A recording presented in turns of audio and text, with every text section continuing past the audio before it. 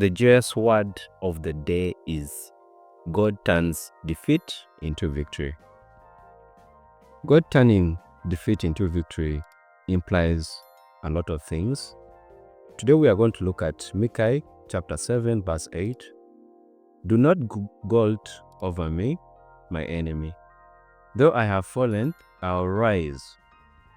Though I sit in darkness, the Lord will be my light. So today we are going to reflect on that verse. The cross looked in the ultimate defeat, but God turned it into the greatest victory.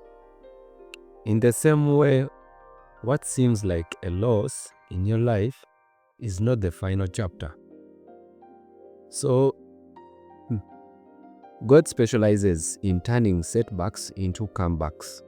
No failure, disappointment, or attack of the enemy can keep you down when you belong into Him.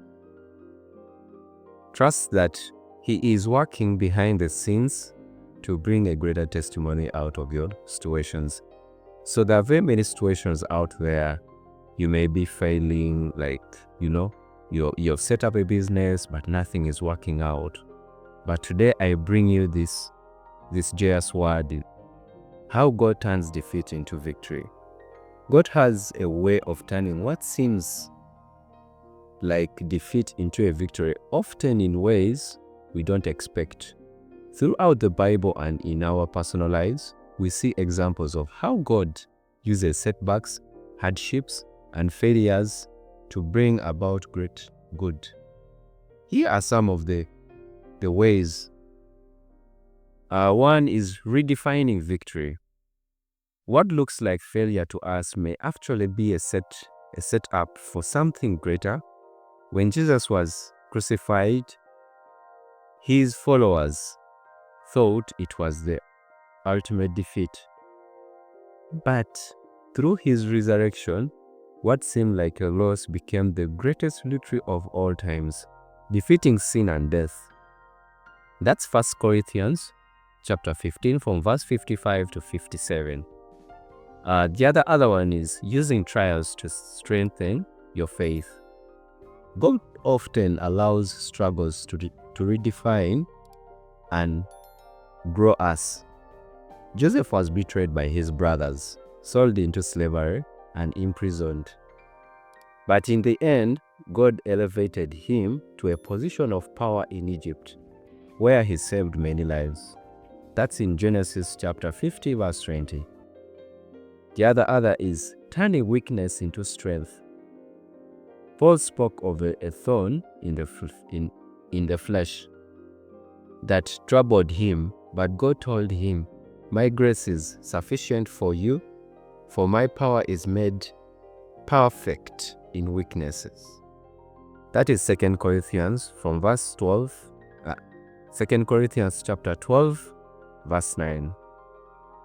Sometimes God allows us to experience defeat so that we learn to rely on His strength rather than our own. We're again going to look at reversing circumstances for His glory. God can take what the enemy meant for harm and use it for good. The story of Job shows how God restored him after great suffering, blessing him even more than before. That's Job chapter 42 verse 10. God also uses setbacks as a step up for something greater. David was overlooked, underestimated, pursued by enemies, yet he became a great king. Peter denied Jesus, but was later restored and became a bold leader in the early church.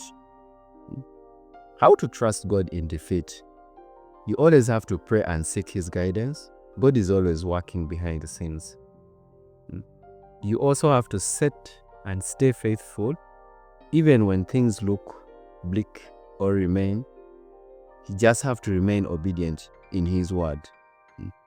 You have to look for the lesson. Trials often teach us what success cannot. You have to trust in His timing.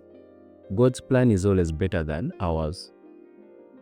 Have you experienced a time when something that seemed like a defeat turned into a victory?